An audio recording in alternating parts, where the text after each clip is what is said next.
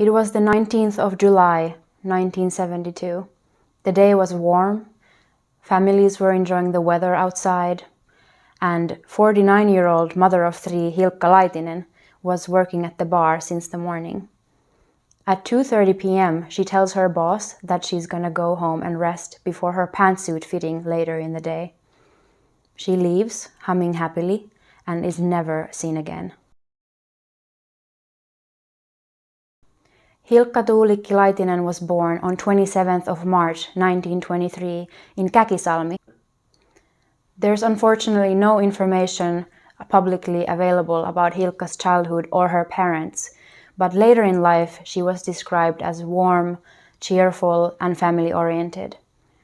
Hilkka was a very cleanly and neat person. Her house was always tidy and she took good care of her appearance. In 1940, 17-year-old Hilkka had her first daughter, Leila Kaarina. The relationship wouldn't last, and soon Hilkka ended up separating from Leila's father. Hilkka ended up finding love again, and on the 15th of July 1945, she would marry carpenter Urho Laitinen in Jyväskylä. Urho adopted now 5-year-old Leila, and a few years later, in 1947, the couple welcomed their second daughter, Anja. In the same year, the family moved from Jyväskylä to Kausala. Hilkka's mother Helena died on Christmas Day 1949 at the age of 47. While we don't publicly know anything about their relationship, it can be assumed that this must have been a difficult time. In 1958, the couple welcomed their youngest daughter Satu. While Hilkka was described as very warm and extroverted, Urho was more stern, emotionally cold, and even calculated. He was described by his daughters as a very strict father, but he stayed present in their lives and helped finance their studies. Despite their differences, Hilkka and Urho were united by their hard work ethic. Satu remembers her parents' marriage as being happy. They walked hand in hand and loved traveling abroad together. In 1960, the couple became entrepreneurs for the Union gas station chain. The gas station was located near their home in Kausala along Highway 12. The opening day was celebrated successfully in December of the same year. Other than their round-the-clock gas pumps, the gas station offered maintenance and spare parts. The lively cafe restaurant was open from 8 a.m. to 10 p.m., and with the inclusion of a new radio television, it quickly became a popular meeting place in the area. While I couldn't find more details on this, the couple also ran a bar together for some time. 5 years later, in 1965, the Union gas station was either sold to a new owner or it stopped operating, depending on the source. Urho was involved in a trial where he risked having to pay the other party a large sum of money. For this reason, he declared a personal bankruptcy, and the couple signed a prenup in which all of the assets were transferred to Hilkka. Subsequently, the couple didn't continue the Union gas station venture and moved on to other projects. Hilkka owned 2 cosmetic stores in Nastola, one in Villähde and another in Kirkonkylä. Because the couple wanted to start over, they decided to start building a new house that would also double as a space for them to rent to businesses. Hilkka was reluctant to sell her cosmetic stores, but Urho talked her over and convinced her that the new business spaces were a better investment. The couple placed an ad in the newspaper, which was soon answered by a woman in the nearby city of Lahti. The first cosmetic store was sold to her in 1969, and the same year the couple started building their new home. The second cosmetic store was sold to the same woman in 1970. Around this time, people close to the couple started noticing cracks in their relationship. The situation was especially obvious to Satu, their youngest daughter, who was the only one still living with her parents. She heard her parents arguing often, and in the summer of 1971, Hilkka even approached the topic of divorce with Satu. Because divorce was still very taboo around that time, Satu was scared that she'd be ostracized for her parents' separation. She told her mother she wished for them to stay together, which Hilkka ended up agreeing to. Hilkka and Urho's new 200 square meter property in Nastola was completed in 1971, and they moved in the same year. The upstairs worked as the main living quarters, with a kitchen, living room, bathroom, Urho's office, Satu's bedroom, and the couple's bedroom. Downstairs was a long corridor with a boiler room, laundry room, sauna, and swimming pool. One side of the building was rented out to tenants, and the 4 business spaces had a bar, a fabric store, a flower shop, and a hairdresser. As Hilkka was no longer a business owner, she started working in the same building as a bartender.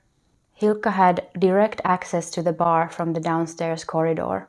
While the eldest daughters, Anya and Leila, were not close to their father due to family tensions that I will discuss later, they maintained a close relationship with their mother. The women were in contact nearly on a daily basis, and as all family members lived close to each other, they were also able to meet regularly. Leila and Hilkka's aunt lived together in Kausala, where the Laitinen family used to keep their gas station, while Anya, her husband, and their young children lived in Nastola, only 100 meters away from their mother. Anya's children were incredibly close to their grandmother, but as Urho didn't like children, he mostly kept to himself during the family visits. On the 15th of July, Hilkka and Urho were celebrating their 27th anniversary. For this occasion, Urho was insistent on having the whole family together, which was unusual.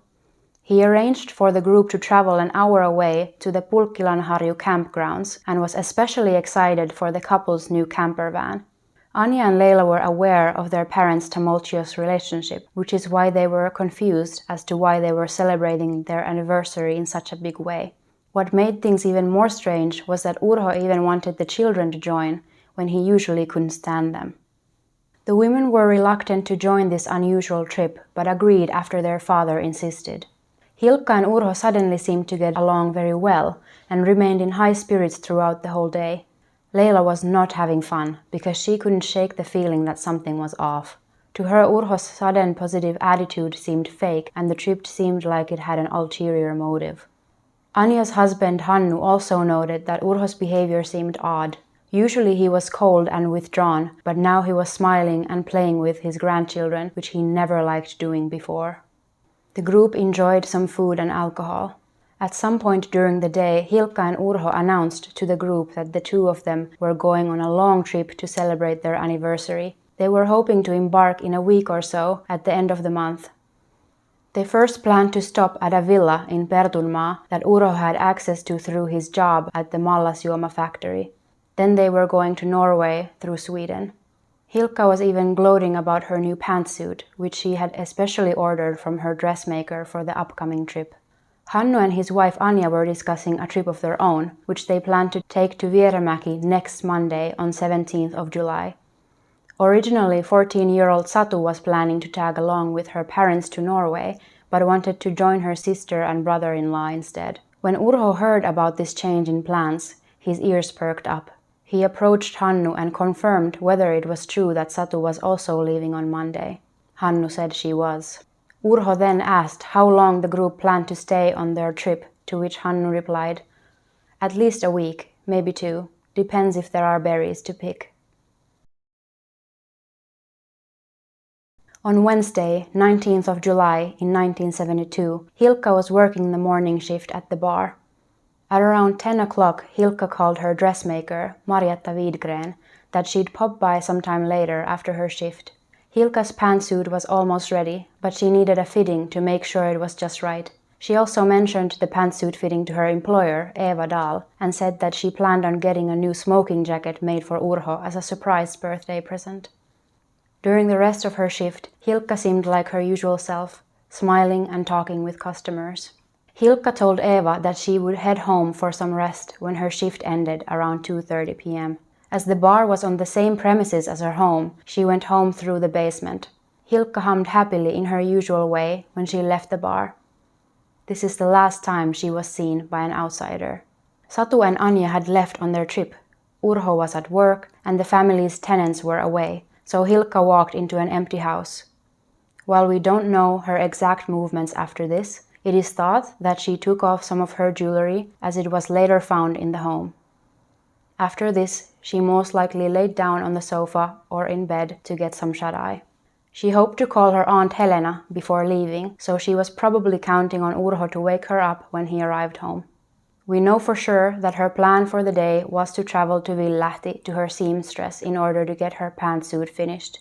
In the end, she never ended up calling her aunt or attending her pantsuit fitting. Urho was working 30 minutes away from Nastola in Lahti. His shift at the beer factory's dispatch department ended around 2 p.m. and according to him, he arrived home an hour later. When he stepped inside, he saw Hilkka resting on the sofa. When she woke up, she asked Urho, "Do I start preparing food or do I just brew us some coffee?" Urho wasn't hungry, so the two ended up having some coffee at the table. Hilkka asked Urho whether he could drop her off to her dressmaker. He refused, despite the round trip only taking around 20 minutes, explaining that he planned on painting some of the fences on their property. He suggested that she could drive herself, but according to Urho, Hilkka didn't like driving his car and thus refuted this idea. Around 4 p.m., Urho went outside to paint the fence. Hilkka remained at the coffee table, which is the last time he claims to have seen her. When he was asked what his wife was wearing, he couldn't answer. He said that he never paid attention to his wife's clothing. He also couldn't answer whether he thought she had any jewelry, wristwatch, or money with her. Urho remained outside without coming back until around 6 or 7 p.m. Around that time, the couple's neighbor Matti and his 4-year-old son walked to the yard and the men spoke for some time. Matti was Hilkka's employer's Eva's husband and thus knew the family well. Urho went inside the kitchen to get him and Matti some beer and claims that he did not see Hilkka either in the kitchen or in the living room at this time. He also couldn't remember if the couple's coffee cups were still at the table. Leila and her mom talked to each other for the last time on the evening of the 18th, the night before her disappearance. The pair had discussed Leila's son getting sick. Since the women talked almost daily, Leila tried to call her mother around 6:45 p.m. as she always did. Instead, Urho answered the phone. When Leila asked where her mother was, Urho replied that she wasn't home and suggested that she could call again later. Then the two ended their call. The group all lived near a lake called Iso Kukkanen, and so, at the young boy's request, the group decided to go swimming. They stayed at the beach for around an hour, after which they returned to Ratsutie, where the men had more beer inside. Around 8:30 p.m., Leila called again. Hilkka was a fan of Peyton Place, which was one of the first American soap operas to gain huge popularity in Finland. Peyton Place aired at 8:30 p.m. every Wednesday, so Leila was sure she'd be able to reach Hilkka this time, as her mom wouldn't miss her favorite show. To her surprise, Urho answered the phone again and claimed Hilkka was still not home. Leila became very concerned and felt strange that Urho didn't seem worried about his wife at all. After the call, Urho, Matti and his son moved to hang out at the bar. The group stayed there until the end of Eva's shift around 10 p.m. Hilkka was usually always around, so Matti was confused about her absence. When he asked about her, Urho replied, "She's probably at our daughter's Anja's house watering some flowers." During the evening, Urho jokingly said to Eva, "We'll see which man Hilkka brings home tonight," implying that she was cheating on him. When Urho went home around 10:30 p.m., Hilkka was still not there. According to his story, he wasn't worried because he assumed Hilkka had gone on a walk or went visiting someone. He went to bed alone at 11 p.m. That night, around 1 a.m., Leila claims to have woken up from a nightmare with a horrible feeling. She was sure that something bad had happened to Hilkka. Later, after talking with her sisters, they all confirmed having woken up in a similar way at the same time. The next morning, Urho woke up around 4:45 a.m., brewed some coffee and left for work around 5:20 a.m. Hilkka was still not home. He reports finally starting to worry about his wife and called home from work to see if he could reach her, but no one answered. His shift ended at 2 p.m. and he headed to Eva's bar 2 hours later to meet his wife. Eva told him that Hilkka hadn't come to work, so Urho went home and called some family acquaintances to see if they knew where she was, but they hadn't heard from her. Hilkka and Eva had agreed that Hilkka would start her shift at 11 a.m. instead of 2 p.m. on that day. Hilkka mentioned that before work she planned to go fetch her new passport from the police station.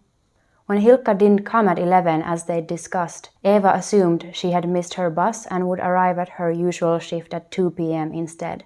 When this didn't happen, Eva tried reaching her through the phone, but nobody answered. When she finally got an answer to one of her calls, it was Urho. He told her the same he had told to Leila. Hilkka isn't home and I don't know where she is. That day, Leila and Anja had both tried to reach their mother. Leila called to the bar where she knew her mom was supposed to be that day, but Eva answered and said Hilkka hadn't come to work. Hilkka was very reliable and would never miss work without notifying. Leila, her husband, and her brother-in-law all went to her parents' house to look around. None of them saw any signs of an altercation, but they did notice 3 coffee cups at the kitchen table. Normally, the cleanly Hilkka always put away used dishes, and she especially wouldn't have left them out overnight. Everything downstairs looked normal as well, until Leila tried opening the linen closet. It didn't open, not even with her key. Urho was reluctant to report his wife as missing, but did as Leila asked. 49-year-old mother of 3, Hilkka Tuulikki Laitinen, was reported missing on 20th of July 1972 at 7:50 p.m. At the time of her disappearance, she was 160 centimeters or 5 foot 3 inches, stocky. She had grey eyes and red hair. She was last seen wearing her green work uniform with brown flower patterns, a knee-length dress, white shoes, and a colorful purse. The police didn't sound worried and told the family to wait for another week. As mentioned before, Anja, Hannu, and Satu were on a trip when Hilkka went missing. It didn't take long for them to be notified of what happened, so they decided to head back to Nastola early in order to look for her. At 2 a.m. on the 21st, the trio drove back to Ratsutie 48 and entered the house. When the sisters walked upstairs to Hilkka and Urho's bedroom, they saw their father sleeping in bed with someone. The person beside their father was not Hilkka, and the two had been drinking. Urho met Riitta, as she'd been called in the media, in 1969. She was the woman who replied to his newspaper ad and ended up buying one of Hilkka's cosmetic stores. Urho took care of the transactions and went over to advise Riitta on accounting and running the shop. Over time, he started spending more and more time with her until it became clear that the two were much closer than just business acquaintances. During this time, Hilkka still owned her other cosmetics store and started noticing that stock kept going missing. Meanwhile, the entrepreneur, Susan, next to Riitta's store, took notice of her large stock. Hilkka and Susan were acquaintances, and when the topic came up, the two came to the conclusion that someone must have been stealing stock from Hilkka's store and taking it to Riitta. The only one with keys to both was Urho. In 1970, the couple created a new will which overturned their previous prenup.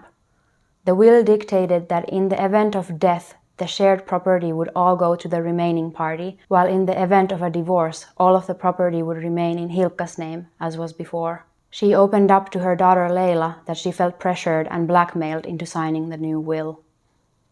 Eventually, Hilkka found out what was going on. She relayed to her friends that she learned of the affair in a humiliating way. While we don't know what this means exactly, my guess is that she witnessed them in a public space. The affair became somewhat of an open secret around town. Hilkka felt betrayed, devastated, and humiliated, but tried to keep a happy demeanor on the surface. She also started wondering when the relationship started exactly and how much it affected the cosmetic store sale. She always felt that Urho sold the store for a low price, but now she was sure that she was owed a significant amount of money. This became yet another topic of arguments. Understandably, she did not want to remain in the relationship and brought up divorce to Urho, but he didn't take it well. He started threatening her with violence and said, "The only way we will separate is you in a coffin and me in handcuffs." The couple argued often, and Urho even threatened to end his life to keep Hilkka in the relationship. Eventually, Urho even suggested that he could live upstairs with Riitta while Hilkka would live by herself downstairs. Unsurprisingly, Hilkka did not accept this idea. Hilkka started opening up to her friends and family about her and her husband's situation. She was scared of his threats and told them, "If something happens to me, I did not do it myself. You'll know the real culprit." In March of 1972, Hilkka became so unwell that she started seeing a hypnotist called Valto Melkko in Lahti. On their first meeting, she cried and said that she hadn't been sleeping well. She desperately wanted a divorce, but her husband wouldn't comply. She brought up the fact that Urho owned a legal pistol, which she had taken into her possession. She had been keeping it in her handbag for a few weeks. She said, "I don't know whether I should kill myself or him." The hypnotist assured her that neither of these was a good option and that Hilkka would benefit from proper psychiatric help, but she ended up refuting this idea. While the hypnotist was concerned for Hilkka, he didn't get the impression that Urho had been physically violent towards his wife or that there was any immediate danger. He ended up telling her that he can't fix her life situation, but he can try to alleviate her stress through hypnosis and suggestion. After the session was over, Hilkka seemed to have calmed down. Hilkka came to a second visit a month later and seemed more stable than previously. According to her, she had placed the pistol back in its usual spot. Her fights with Urho had calmed down, but the marriage was still very tense. Hilkka booked another appointment for the next week, but had to cancel it due to a bus strike. After that, the hypnotist never heard from Hilkka again. At the start of 1972, Riitta sold the Villahde cosmetic store to a new owner, Mary.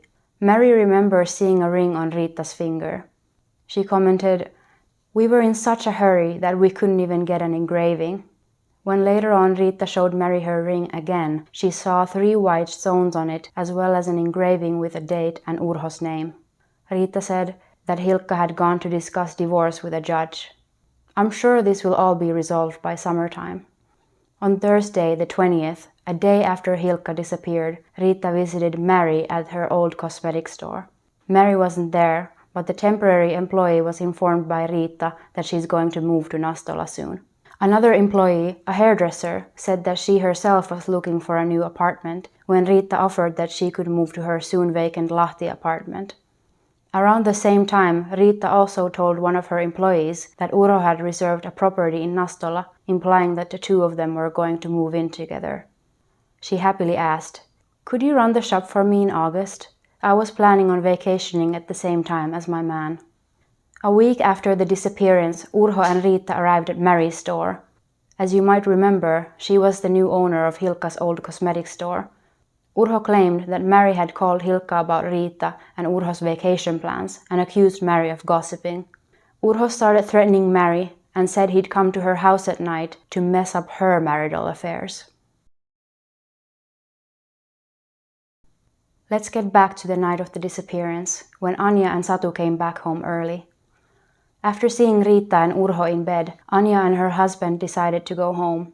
For an unknown reason, Satu decided to stay the night with her father. Around 5 a.m. that night, the woman got frustrated that Satu had left the hallway lamp on. When Urho yelled at her daughter to switch the lights off and she refused, he attacked her. Urho held Satu by the throat and yelled, "The fucking lights stay off." The frightened and upset Satu ended up walking to Anja's house in tears. The following morning, Anja and Satu called friends and family, but no one had heard from Hilkka. Hilkka's great-aunt Helena was living with Leila, and when the two discussed her disappearance, they remembered something. Helena usually stayed home during the day, and just like the other family members, she was close with her niece and called her often.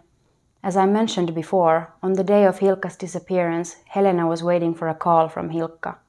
Around 4 p.m., when the phone rang, she expected Hilkka to greet her, but instead she heard thumping, glass, and metal sounds.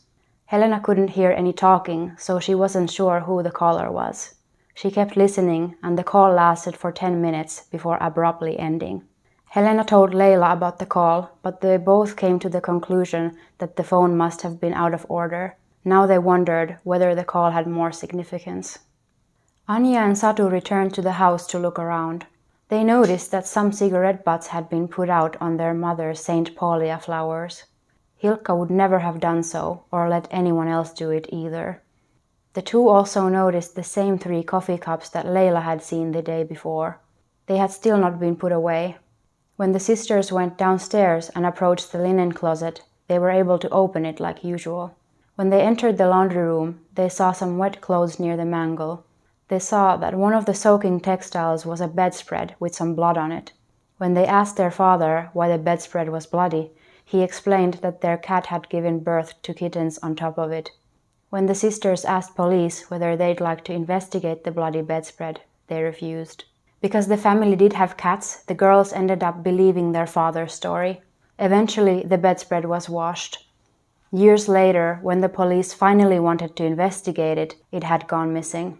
The sisters looked through their mother's closet and couldn't find anything missing except the work uniform that she had been wearing on the day that she disappeared. This confirmed to them that something was wrong. Hilkka cared a lot about her appearance and would have changed out of her uniform if she left somewhere. Another detail stuck out to Satu. Next to their landline phone was a velvety red stool, which was infamous for having one of the legs fall out whenever the stool was lifted. After Hilkka's disappearance, all the legs were tightly fastened in place.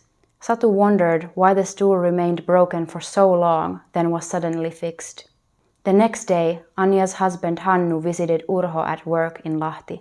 He was hoping to get more information about his mother-in-law, but the baffled Urho just said he had no idea what had happened. He told Hannu that Hilkka had left on mysterious trips before, which is why he didn't care where she was now either. By this he likely meant a trip Hilkka had made the previous year on midsummer. She had gone to visit her aunt in Helsinki without informing Urho. Hilkka had, however, told her daughters about it, which is why they weren't concerned that time. In the fall of 1972, Urho and his daughter's relationship became extremely strained, which is when Satu moved to her sister's Anja's house. In September, Urho, Satu, Anja and Hannu were staying the night at Leila's house. The men went fishing together. The next day, Urho's car was malfunctioning, so it had to be towed to a repair shop in Lahti. Urho ended up inviting the group to the house for some alcohol. The family went to enjoy the sauna, but the whole time nobody spoke about Hilkka or her disappearance. Around 10 p.m. the group was leaving when they ran into Riitta. Riitta and the three sisters started arguing, which is when Hannu took the children back home and called the police. Urho told his daughters to leave, but Hannu, who had come back, was allowed to stay.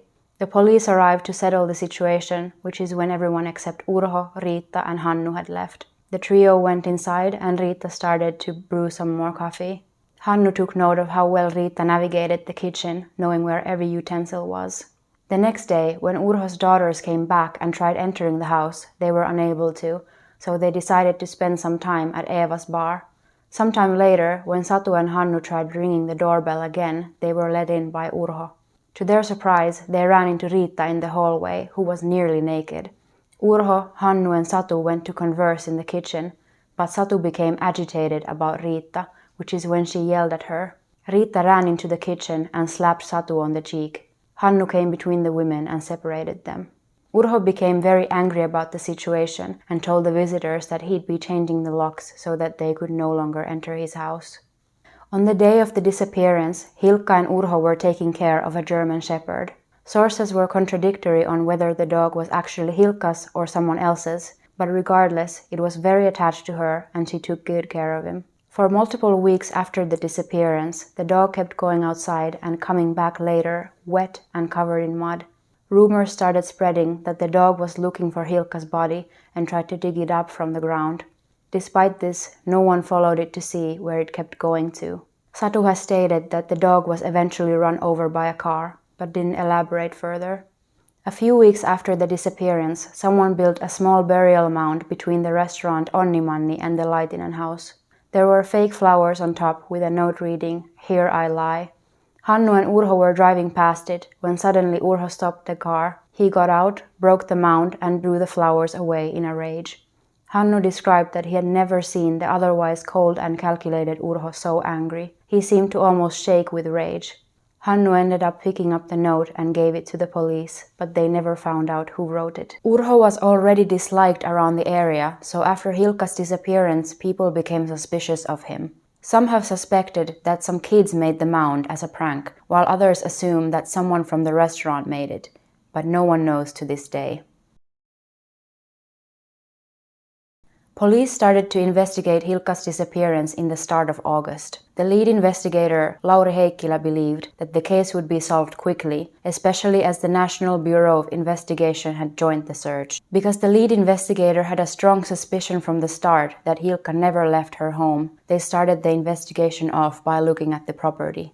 Satu has claimed that there were bloodstains on the downstairs floor, but just like the bloody bedspread, police didn't take this lead seriously. They claim not to have found any blood in the home. An interesting thing to note is that the public police records don't have any mentions about a thorough search of the home anywhere. It is thus impossible to know whether it was actually searched properly or not. There is, however, a mention of a possibly stained pillowcase, which the police took in as evidence. The police report just states no blood, which implied that they conducted tests and they came out negative. This is still interesting because it would tie well with the bloody bedspread.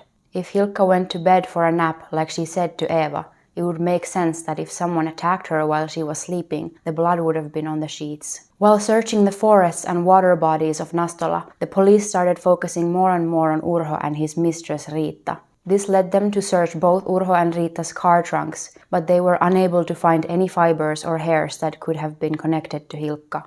Speaking of Riitta, she was taken into questioning 2 times. According to her, she had last spoken to Hilkka 2 weeks before her disappearance, on the 3rd of July. She called because Satu had visited her in her cosmetic store and berated her, presumably because of the affair. Riitta says that their call was normal, and the two didn't argue. Riitta was also asked where she was on the day of the disappearance. Riitta lived in Lahti, so she had to drive to Nastola to reach work, which she did around 9 a.m. Urho came straight from work to visit her in the store at 2:30. Then Riitta says that she visited the bank at 3:30 p.m. to pay some bills and sat down to have some coffee before returning to her store, which was being run by one of her acquaintances while she was gone. She closed up shop at 5:20 p.m. and drove back home to Lahti. In the evening, she noticed that she forgot her keys inside the store, so she drove back just before 8 p.m. The caretaker's wife helped her open the door, so she was able to fetch her keys and went back home. The caretaker's wife corroborated Riitta's story when she was questioned. She said that she had in fact opened the door and didn't notice anything strange or out of place with Riitta's demeanor. The police report does not confirm whether or not Riitta visited the bank. There is no interview from the bank teller or a receipt of the transaction. Paavo Tuominen, the lead investigator of Hilkka's case in the 2000s, says, "It is possible that Riitta's visit to the bank was not confirmed because she was not a suspect at the time. But I think that people around Ratsutie would have noticed if Riitta arrived or left the Laitinen home. The day of the disappearance was sunny and a lot of people were out and about." The day after Hilkka's disappearance, Riitta says that she and Urho worked on her store's accounting as they had agreed to do. After this, she says that she visited her relatives, but police found out that this was a lie. In reality, she had spent the evening and night with Urho. When Riitta called Urho again for some help the same day, she was surprised when Urho invited her to come over. She asked him what Hilkka thought about this plan, to which Urho replied that his wife wasn't home. Riitta arrived at the house around 9 p.m. The two looked over some paperwork and had some cognac. Urho asked Riitta to stay the night, especially because it was unwise to drive while drunk. Riitta asked him, "What if Hilkka comes home and finds us?" To which Urho replied angrily, "She has no right to interfere after leaving without any notice." The two of them kept in contact after the disappearance, the same way they used to. Urho stopped by her store and they spent weekends together. When Riitta was asked if she knew about Hilkka and Urho's prenup or the testament made in 1970, she said she was only aware of the prenup. She claimed to not get any financial support from Urho. He had only signed some of her paperwork. Urho was not planning to divorce Hilkka as far as Riitta knew. In his own interviews, Urho feigned innocence just like Riitta. When police asked him about the couple's holiday, he admitted to visiting Pöylliniemi and Mikkeli with Riitta, but the trip was planned in August, not before that. Riitta also denied having earlier plans for a holiday. Urho denied that Riitta was going to move in with him, even though she had stated so to other people. Urho confessed to knowing about Hilkka wanting a divorce and to threatening her if she were to go through with it, but assured the police that he didn't actually mean it. In his first interview, Urho didn't voluntarily bring up his pistol, but on the second one he did. He explained that he kept it in a safe and had no idea that Hilkka had been planning to shoot him. When asked when he had fired the gun last, he said he fired it to celebrate the New Year. While researching this case, I found an interesting discrepancy. In the 2008 documentary, lead investigator Tuominen claims that Urho's gun was never found, which is why they couldn't test it for gun residue. But the 2020 book claims that Urho handed in his gun after his wife disappeared. The authors had access to some of the police reports, so I'm guessing that's where they got this information. I can't verify which statement is true, but both possibilities have huge implications. In his second interview, Urho seems to remember more details about the day of the disappearance. He says that instead of going home twice during the evening, he went a third time to get another beer for Eva, but he wasn't sure whether this happened before or after swimming. According to his new story, he went outside for a walk between 8 and 8:30 p.m. When the bar closed, he took the German Shepherd downstairs where it always stood guard during the night. He went into the laundry room, after which he closed an open window in the pool room. Interestingly enough, he couldn't recall Leila's calls at all. The Ratsutie property and its surroundings were dug up multiple times over the years. On the 24th of January 1973, 6 months after the disappearance, authorities investigated the pool's sewage drain and the waste water well. They opened up the lid with some iron rods, after which they checked inside with a flashlight.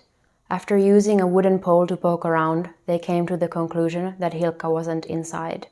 A few years later, in June 1975, Hannu, Anja's husband and Hilkka's son-in-law, received a tip from a clairvoyant called Arne Heinonen. The clairvoyant claimed that Hilkka must have been buried 1.5 meters beneath the newly set asphalt on the Ratsutie 48 front yard. Hannu decided to call the lead investigator, and the men decided together to follow the lead. After they agreed to meet on 6th of June, Hannu went to pick up the clairvoyant and the men called a digging crew to the property. The clairvoyant used a stick and a copper wire to guide where to dig, and then the crew started their work.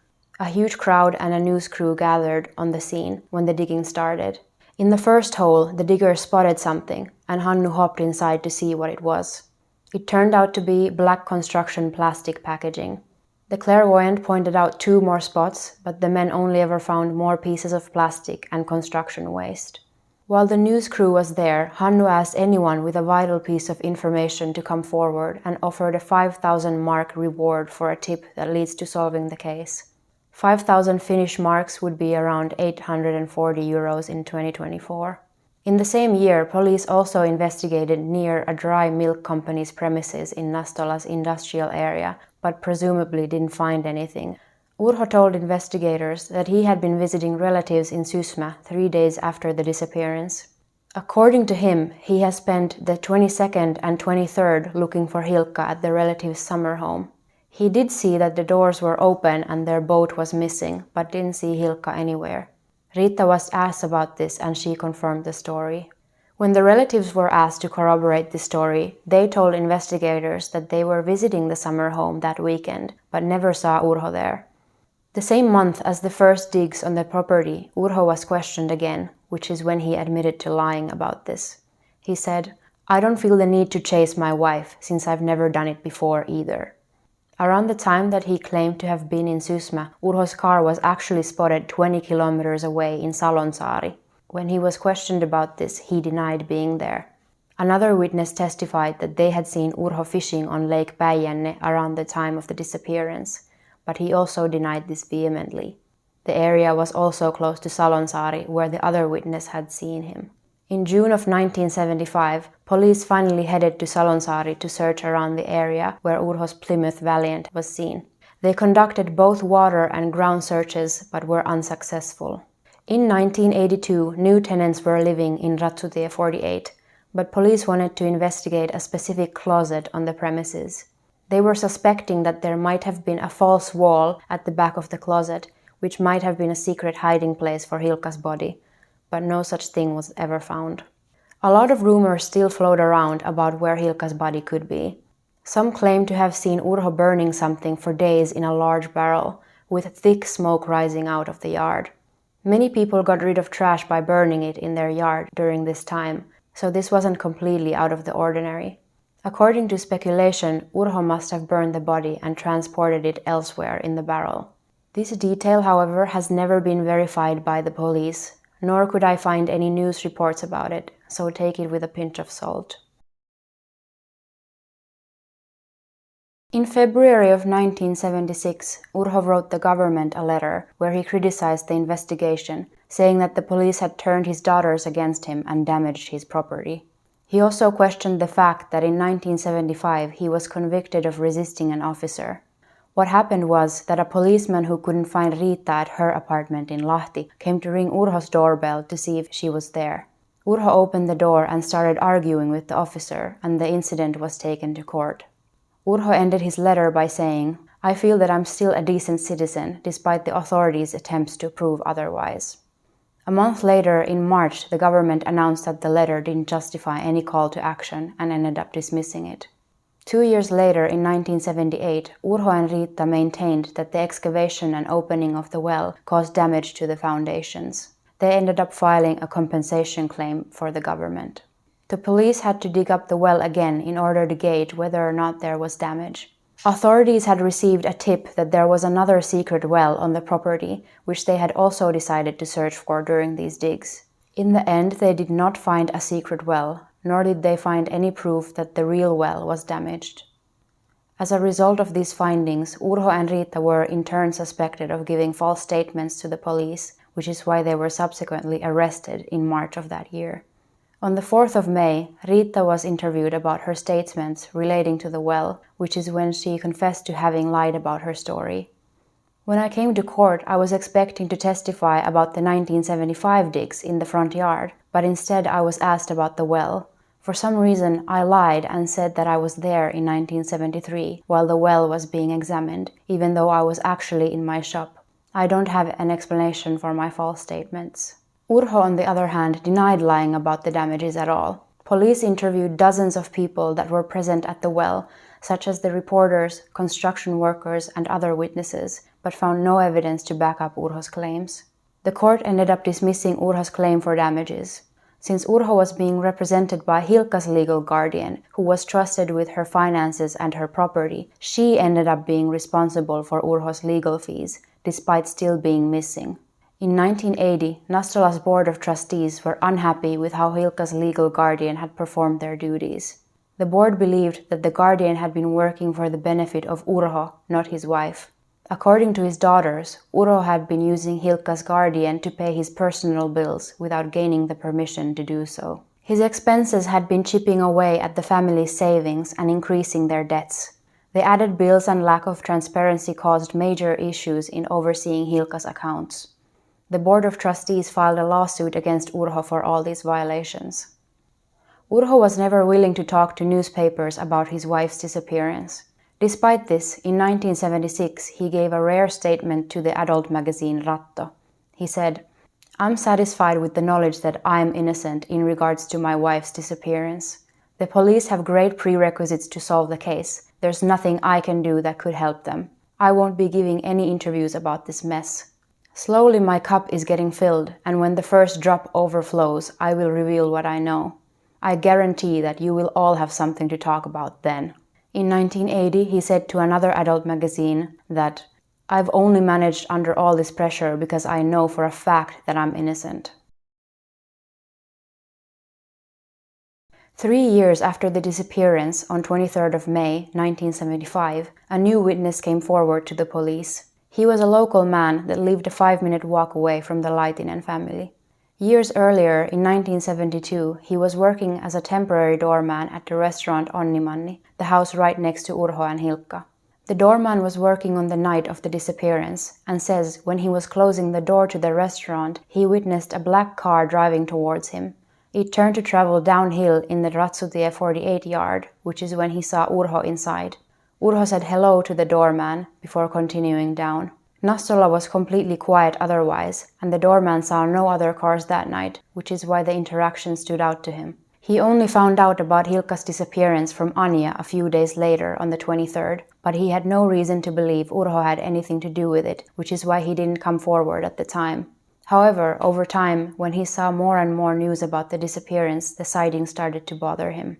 The doorman was able to verify to the police from his calendar that he had indeed been working on the night of the disappearance. He also assured them that while he was only a temporary worker, he still recognized Urho and his car very well. Urho was the only one in the area that owned a black Plymouth Valiant. Urho Laitinen was arrested on 26th of May based on the doorman's eyewitness account. He refuted the doorman's claims and said that he had been sleeping, not driving his car. When asked whether he saw or heard someone else driving the car into his yard, he said he didn't. Hilkka's family were relieved about the arrest because they hoped that her disappearance would finally get solved. Hannu said that he wasn't surprised by the news. Instead, he was confused why it took the police so long to arrest him. Authorities had also finally started to pay attention to the suspicious phone call that Hilkka's aunt received on the day of the disappearance. They believed that it could have been evidence of an attack against Hilkka, but they ultimately were unable to trace the call or follow this lead further. Urho was taken into questioning, where he was very uncooperative as usual. The maximum period for an arrest is 14 days, and because the police weren't able to find new evidence of Urho's guilt, they had to let him go. This was unsurprising but disheartening because everyone was hoping to at least find Hilkka's body. On the 11th of August 1977, a diver called Matti Lehtinen was enjoying his day off at Märkiö Lake in Hyvinkää. In the water, he found a heavy plastic bag, which out of curiosity he ended up dragging to the shore. When he opened it, he saw a fractured skull and 3 large rocks. Alarmed by this gruesome discovery, he immediately went to call the authorities, who came and collected the bag with its contents. The police also found women's clothing in the vicinity of the lake. The Alko plastic bag was estimated by authorities to have been made around 1972. The skull itself looked to have belonged to a middle-aged person. It was missing its jaw and had been in the bag for around 3 to 5 years. The body this skull belonged to was not found in the lake. Police remained tight-lipped about the discovery, and thus it gained little public attention. Behind the scenes, police were investigating the possibility that this could have been Hilkka's head, as the timeline seemed to match and the lake was only around an hour away from the Laitinen home. After performing lab tests on the skull and the bag, police came to the conclusion that the bag was manufactured in 1974, 2 years after Hilkka's disappearance, and that the skull was likely male, ruling it out as having any relation to Hilkka Laitinen. The clothes found at the lake also didn't match the ones she was last wearing and seemed to have been the wrong size, thus they were also ruled out as to having been hers. As far as I was able to find, the origin and owner of the head are still unknown to the public and may be one of the very few John Doe cases in Finland. Some theorized that it could have been used as an educational tool at a school or that it was robbed from a grave. Regardless of circumstances, a skull doesn't shut itself inside a bag with rocks and throw itself into a lake. This case is rather strange, and we don't know whether this could be a murder or mishandling of human remains. The forensic tests have confirmed the skull to belong to a middle-aged person, and that's about all we know, said Karlo Nummela from the Finnish National Bureau of Investigation. 10 years after Hilkka's disappearance, the police was approached by a witness claiming to have a tip regarding the case. According to him, he was living in Nastola in 1972. On the 17th or 18th of July, he claims that an acquaintance of his drove to his driveway. The acquaintance was panicked and told him that he had just run over a woman with his car near Ratsutie. He had lifted the woman into his trunk and was now asking the witness to help dispose of the body. The witness then claims to have looked over to the car and saw movement in the trunk, after which he told his acquaintance that he wanted nothing to do with his ordeal. The man then changed his story and explained that he meant he had only run over a dog. After this, he went back in his car and quickly fled the area. This tip was unique because no one had come forward as having seen or done something to Hilkka before. All the leads stopped at the Laitinen house, and the focus had remained on Urho during the investigation. When the police investigated the matter further, they discovered inconsistencies in the witness's story and became aware of the man's mental health issues. The eyewitness's testimony was declared unreliable. It is unknown to the public whether or not the authorities were able to find the man and the car that the witness referred to in his story. There was a rumor going around in Nastola that Urho was seen at the local landfill around Hilkka's disappearance. He was seen throwing something in the landfill and then looked down the hill at what he had thrown. According to the rumors, the witness was the manager of the landfill in the 1970s. By the time police investigated the lead in the 2000s, they found out that the manager had passed away in the early 90s and thus couldn't interview him. The case received moderate media attention during the 70s and 80s. Because the case was never solved, it was mostly forgotten until Yle, Finland's national public broadcasting company, started releasing a documentary series on missing Finns in 2006. In 2008, in its second season, the series dedicated a 2-episode special on Hilkka's disappearance. The documentary brought to light a lot of new information and confirmed rumors about Urho's affair with Riitta. The documentary was also invaluable as it included interviews from the lead investigator Paavo Tuominen, Hilkka's daughter Leila, and her son-in-law Hannu. Leila and Hannu were both direct in their suspicions about Urho's guilt. The documentary also led to more tips coming into the police as it reignited public interest. In the start of October 2008, police were conducting some digs and dog searches in Nastola. The digs were carried out in a wooden section between the Aurinkolantie and Kotimäentie streets, a 4-minute drive from the old Laitinen house on Ratsutie. Police confirmed that they had received a tip concerning an old case, but did not specify which crime they were referring to. Newspapers were quick to link the searches to Hilkka Laitinen, which raised hopes of the case finally being solved. The tip pertained to an old pit that was reportedly dug around the early 70s. The police did end up finding bones, as well as pieces of clothing, from the site. The samples will be inspected at the crime lab of National Bureau of Investigation. We are trying to understand whether they're related to a crime. At this point, we don't even know whether the remains belong to an animal or a person. It is only one possibility among many. The remains could also be from the Civil War, since some war prisoners were buried here during that time, said policeman Martti Hirvonen. To everyone's disappointment, the remains were revealed to be animal bones at the end of the month. The clothing pieces remain a mystery, as police have not publicly stated what their origin was. There are 3 main theories about Hilkka's fate. She left voluntarily, she committed suicide, or she was murdered. All theories except murder have been deemed unlikely by the authorities, so I will only touch on them briefly. While the most common reason for unsolved disappearances in Finland is an accident, such as drowning, this possibility has been ruled out completely by the authorities, and thus I will not cover it here. According to the first theory, Hilkka was unsatisfied with her life and wanted to start anew. Her marriage was falling apart and she felt humiliated by Urho's cheating.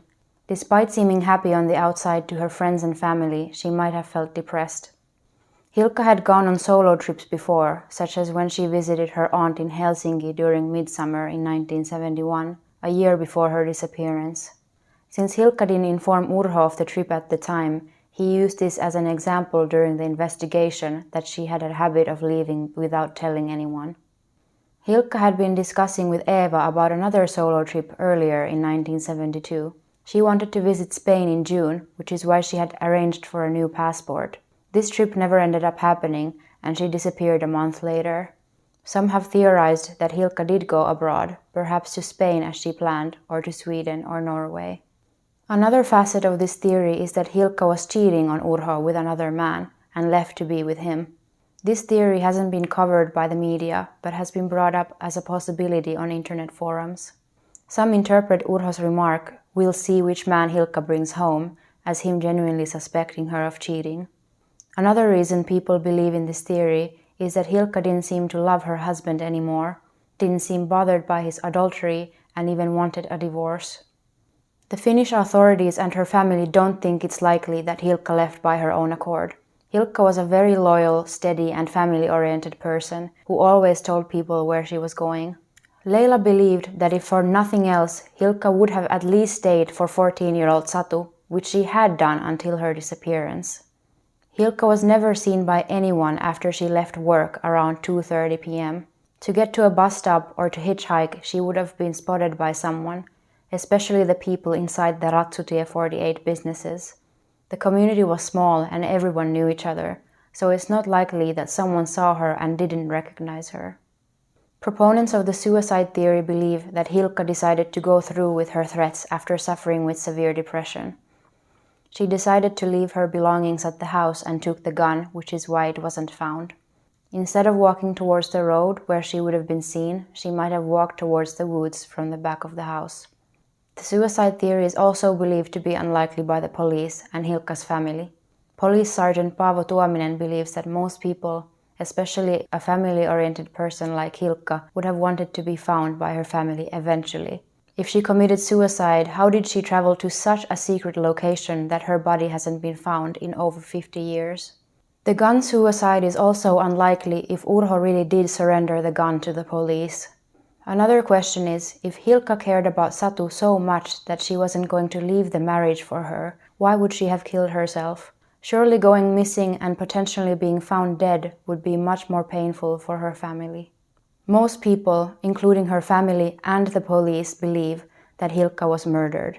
It's probably pretty obvious who the main suspect is by now, Urho Laitinen. Urho has never confessed to killing his wife and denied using any force or violence to make her leave. He's been very reluctant to admit that the couple had fights or that Hilkka was considering divorce. When he's been asked if he thinks Hilkka was murdered by someone else or she committed suicide, he's refuted these theories as well. According to him, Hilkka just left and decided not to come back.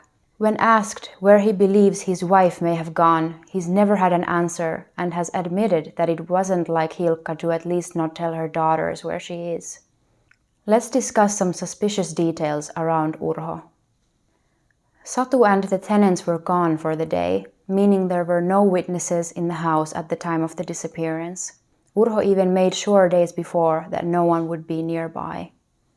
Hilkka's aunt Helena received a strange phone call right around the time that Urho would have arrived home. Despite hating children and rarely inviting visitors, Urho spent the evening with his neighbor Matti and his young son. The Onnimani doorman saw Urho driving on the night of the disappearance. Urho was uncooperative with the police and lied about many details. On the day of the disappearance, he told his neighbor Matti that Hilkka is at Anja's house watering flowers. When Leila called to ask where her mother was, he didn't mention this assumption to her. When police asked about his whereabouts days after the disappearance, he explained that he visited relatives in Sysmä. When these relatives were questioned, they tell authorities that they haven't seen him. Urho met with Riitta on the day of the disappearance and the next day. After the disappearance, the two went on the same vacation that Urho had planned with Hilkka. Since Riitta had been speaking about going on vacation with her boyfriend weeks earlier, it's clear that this was the plan from the beginning. These facts, while suspicious, are still circumstantial. Police, due to the time period and their own incompetence, were unable to collect physical evidence. While we only know of most of the physical evidence through word of mouth, let's still examine some of them. The 3 coffee cups on the table. As mentioned before, Hilkka was very cleanly. If she had coffee with Urho like he said she did, she would have cleaned the cups right away. Despite this, they were left on the table for days. The tobacco in the St. Paulia flowers. Putting out cigarettes on the flowers everyone knew were important to Hilkka comes off as incredibly disrespectful. Why would anyone do so if there was a possibility that Hilkka would come back and see them? The locked linen closet door. How and why was the door locked on the day of the disappearance? I don't know if the door was usually locked, but it does seem strange that Leila was not able to open the door with her key. The unfinished laundry. It's not very likely that Hilkka would start washing clothes and then leave them wet. If she was the one washing the clothes, something would have happened to her for her to leave them behind. The bloody bedspread. Urho explained that the family cat gave birth on the bedspread, which is what caused the bloodstains. Hilkka's daughters didn't see any kittens anywhere. Another interesting thing to note is that a typical cat birth only produces small amounts of blood, maybe a few drops. If the bloodstains were any more than this, the cat was either unwell or the blood came from somewhere else. The blood spatter on the floor. From all the sources that I could gather, only the book mentions the blood spatters downstairs. It isn't explained where exactly they were or how much blood there was, but I don't have a reason to doubt Hilkka's daughters when they make this claim. Assuming there were bloodstains, what caused them? The fixed stool. This detail is also only mentioned in the book. It does sound like an odd coincidence that the stool that remained broken for a long time just happened to be fixed right when Hilkka disappeared. Other than Urho being generally disliked, we don't have a lot of first-hand accounts about what he was like, which is why I was interested by the following comment on the thread about Hilkka's disappearance. A user called Epäluuloinen writes, I worked at the mallasjuoma factory at the same time as Urho Laitinen. We both worked as loaders on the warehouse floor. He was a very hard worker and we viewed him as a leader figure. He owned 2 cars, one black and one white. We used to call him Rich Laitinen. The first thing Urho always did when he came to work was stash away a crate full of beer for us to drink throughout the day. He would sometimes arrange weekend parties at his house in Nastola, where us co-workers went to drink some cognac, though at this time Hilkka had already vanished. A few things caught my attention about Urho. The first is that he told us he was a surgeon during the war. He explained that if any lower-ranking officers came to mess with him, he drowned them in the bog where they could never be found. Another time Urho came to the coffee table with a knife to cut some pastries. When I pointed at him and joked, "Who do you plan to kill next with that thing?" Urho didn't laugh and turned white. Hannu also temporarily worked at the factory. One day while driving he said to me, "All of us in the family know that Urho killed Hilkka, but it can't be proven." My theory is that Hilkka was taking a nap on top of the bed when Urho came home from work. When Urho saw her sleeping, he used the opportunity to attack her, which left bloodstains on the bedspread. Hilkka managed to escape to the phone and call her aunt, breaking the red stool, but Urho caught up to her and finished the attack. After Urho noticed the phone was off the hook, he placed it back, ending the call. Then he moved Hilkka's body downstairs, which would explain the possible blood marks on the floor. He then hid the body in the laundry room and started cleaning the evidence. He hastily wiped the floor, put the bedspread in the laundry room for soaking, and fixed the stool. Then he went outside to paint the fence and spent time with his neighbors in order to have an alibi for the night. At night, he loaded Hilkka into his car and disposed of the body. He was seen driving back around 1 a.m. by the Onnimanni's doorman. The motive for Hilkka's murder is quite obvious. Urho was unhappy in his marriage and was having a very public affair, but couldn't file for a divorce because of the couple's will, which would leave all their assets to Hilkka in the event of a divorce. A lot of people believe that the 3 coffee cups have some significance in the disappearance, but I personally think that they probably don't. I think it's entirely possible that Hilkka and Urho had coffee like he said. Maybe they talked about something that caused an argument and he killed her. The 3rd cup could just be Urho's from the next morning. But what if the 3rd cup was Riitta's? While Riitta has not been an official suspect, some have started to question her in recent years. Riitta was running errands away from her store right at the same time as Hilkka went missing. As far as we know, her alibi at the bank was not verified, so she could have been anywhere during this time. While lead investigator Tuominen believes that she would have been spotted if she visited the Laitinen home, I disagree. We know that Urho visited Riitta at her store before driving home from work. So how do we know that she didn't catch a ride with him back to the house? Perhaps the 2 of them went inside and tried to talk things out with Hilkka. They had coffee and discussed their situation at the table, which is when an argument started. Then the 2 killed Hilkka together. While she was bleeding on the floor, they used the bedspread to stop the bleeding, or perhaps they cleaned the floor with it.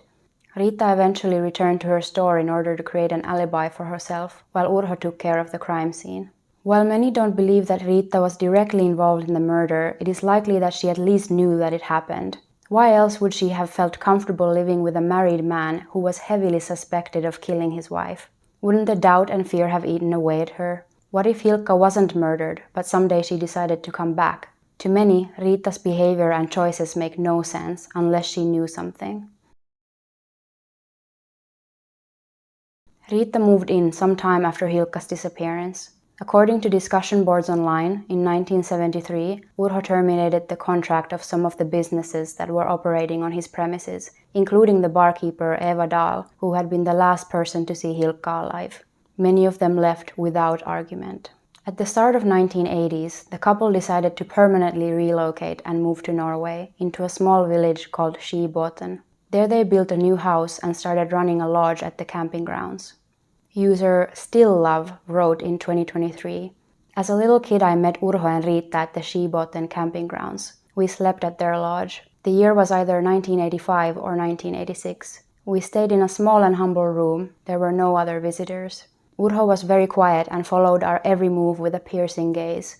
I felt scared of him. He looked quite similar to the newspaper photos. He didn't even have any gray hairs. Riitta seemed nice, but I don't remember if she even spoke anything while I bought an ice cream from her.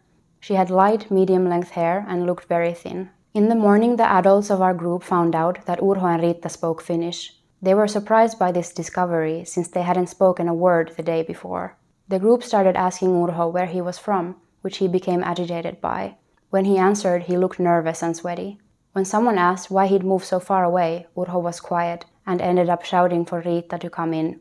When she did, he walked to the back, never answering the group's questions. "What went over him?" someone said, but Riitta just started speaking to the group as if nothing happened. When our group finally left and sat in the car, we wondered why Urho behaved so strangely. The person who asked Urho why he moved said, "That guy must have done something. Why else would he behave so weirdly after such a normal question?" In 1981, Satu was visiting Urho in Norway with her family. The two were on a walk together when suddenly he looked into her eyes and said, "Believe me, Satu, I haven't done anything to your mother." Urho passed away on 15th of July, 1985, the day that he and Hilkka would have been celebrating their 40th anniversary. Satu says, "I believe in karma. Good deeds attract good and bad deeds attract bad. Mom came to collect him." According to discussion forums online, Riitta moved back to Finland after Urho's death and passed away in 2009 after living in a care home and battling severe illness. Many believe that she was the only person alive that knew what happened to Hilkka Laitinen and that she took that information to her grave. Anja's husband Hannu Ronka described that their family never recovered from Hilkka's disappearance. Anja often talked about her, even 5 days before her own death. She asked, "Will Mom's disappearance ever be solved?" To which he replied, "There is still a small chance, even if it shrinks every year." The couple's children were still young when Hilkka disappeared. They often asked where their grandma had gone. The latest big surge of public interest happened in 2020 when Tiina Saari and Maiju Majamaa released their book, Without a Trace, 11 Missed and Missing Finns. Hilkka's case is covered in the first chapter. To help write the book, the authors spoke both to Satu and Leila, looked through old newspaper clippings, and got to read the police reports on the case. Through the book, the public became aware of Hilkka's visits to her hypnotherapist and more details from Urho and Riitta's police interviews. Leila passed away in April of 2020 at the age of 79, just before the book release. Satu is in her 60s and still alive as the last member of the family. Satu explains to the authors that she feels a lot of guilt over her mother's disappearance. "I still regret telling Mom that I didn't want to be a child of divorced parents. Mom later told my sister that she couldn't file for divorce because I wouldn't understand it." Satu says that when she, Anja and Hannu had come home early to look for Hilkka, she felt too scared to go downstairs. Now she wonders if she could have found her mother if she had done so. The case remains unsolved as of 2024. The original lead investigator, Lauri Heikkilä, said that he didn't want to retire until the case was solved. He never guessed that the case would remain unsolved until he passed away. The investigation concluded in 1986, a year after Urho's death, and remained so until the early 2000s, when the case was reopened and given a new lead investigator, Paavo Tuominen. Tuominen has also concluded that Hilkka was most likely murdered and has expressed some disappointment in the previous police investigations. If the case were to occur today, I'm sure it would have been taken more seriously. We also have new investigation methods, such as cell phone data, DNA, and security cameras, he said in 2008. Paavo Tuominen retired in 2022, and it's unclear if Hilkka's case remains open or who the new lead investigator is. 11 years after her disappearance, Hilkka's daughters held a memorial service for her in October of 1983. While Hilkka's daughters couldn't bury her physical body, she was still laid to rest in Kausala in the same grave as her mother. Leila described in the Kadonneet documentary that the service was beautiful, with yellow autumn leaves everywhere. One of the little boys set a pile of leaves on Hilkka's grave. After the sisters placed flowers down for their mother, a strong gust of wind carried the leaves all around the grave. Leila believes that it was Hilkka giving them a sign. 49-year-old Hilkka Tuulikki Laitinen went missing in Nastola around 3 p.m. on the 19th of July, 1972. At the time of her disappearance, she was 160 centimeters, or 5 foot 3 inches tall, with a stocky build. She had grey eyes and red hair. Hilkka was last seen wearing her green work uniform with brown flower patterns, a knee-length dress, white shoes, and a colorful purse. She was a caring mother and grandmother who always put her family first. She took great care of both her home and her community. She loved clothes and jewelry. She was a hard worker and a good businesswoman. She made friends everywhere she went, and is missed to this day by many. As of July 2024, Hilkka has been missing for 52 years. Regardless of circumstance, she has likely passed away by now, as she'd be 101 years old. Despite this, her living daughter Satu and all her grandchildren deserve to know what happened to her and lay her body to rest. Please discuss her case with your loved ones to jog people's memories and to keep her legacy alive. If you have any information regarding her whereabouts or the circumstances around her disappearance, please contact the Finnish authorities on the non-emergency line. Thank you for sharing this time with me and Hilkka Laitinen.